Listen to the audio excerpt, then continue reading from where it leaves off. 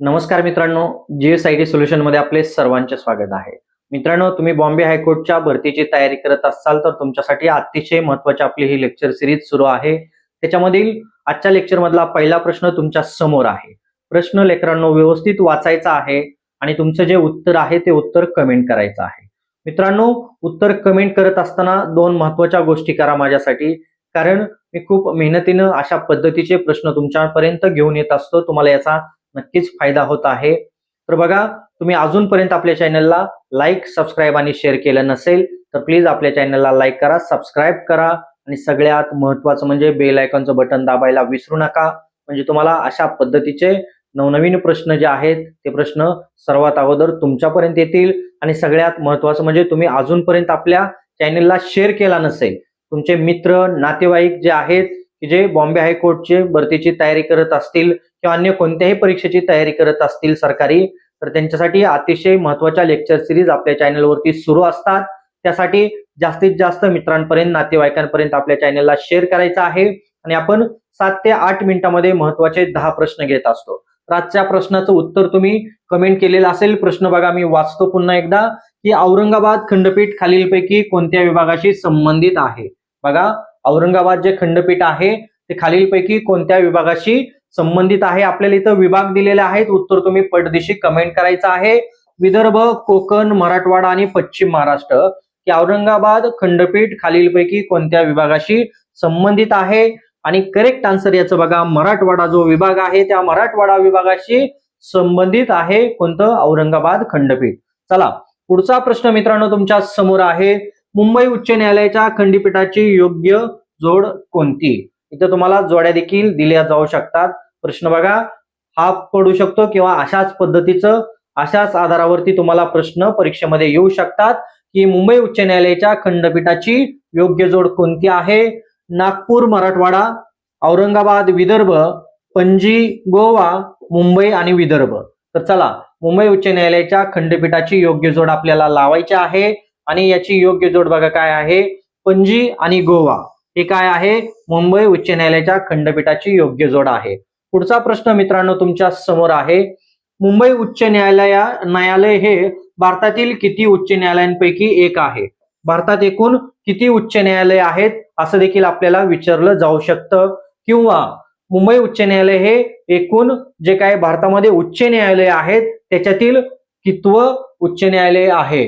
तर बघा, की एकूण भारतात किती उच्च न्यायालय आहेत ते आपल्याला इथं सांगायचे. 10, 15, 25 आणि 30. चला, करेक्ट उत्तर जे आहे ते करेक्ट उत्तर बघा काय आहे, 25 उच्च न्यायालय आहेत भारतात. त्याच्यापैकी एक मुंबई उच्च न्यायालय ही आहे. किती, एकूण 25 उच्च न्यायालय जे आहेत ते उच्च न्यायालय भारतामध्ये आहेत. त्याच्यामधील मुंबई हे देखील एक उच्च न्यायालय आहे.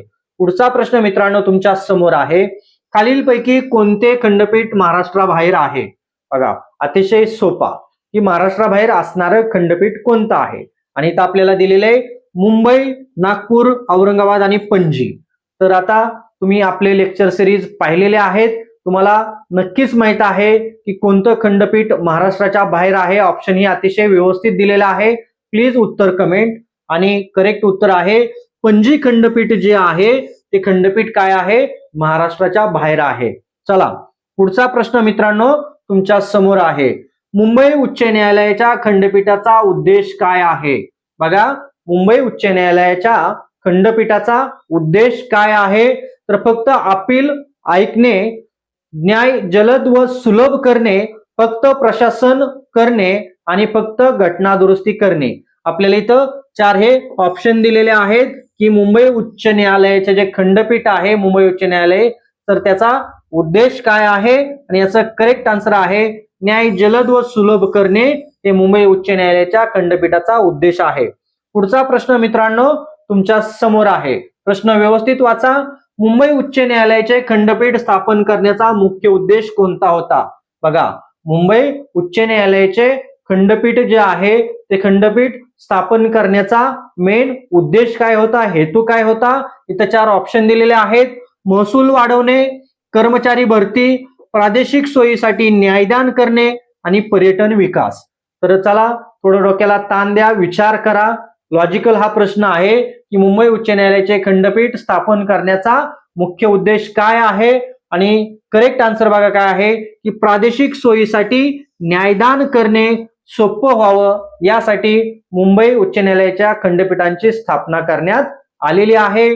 आणि पुढचा प्रश्न मित्रांनो तुमच्या समोर आहे, बॉम्बे हायकोर्ट या नावामध्ये बॉम्बे हा शब्द का आहे? बघा, बॉम्बे हायकोर्ट या नावामध्ये बॉम्बे हा शब्द का आहे?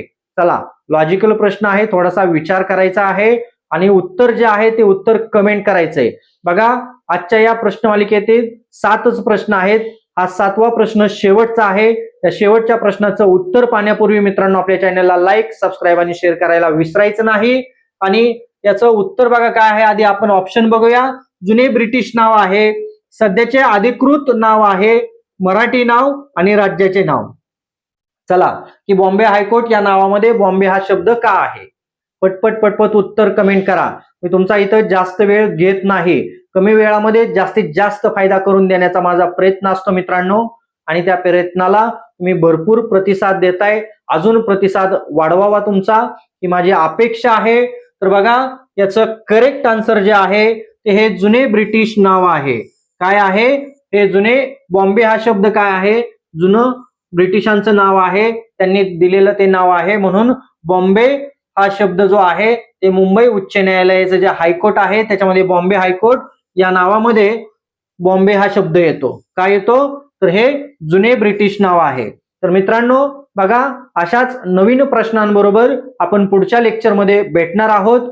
जय हिंद, जय महाराष्ट्र.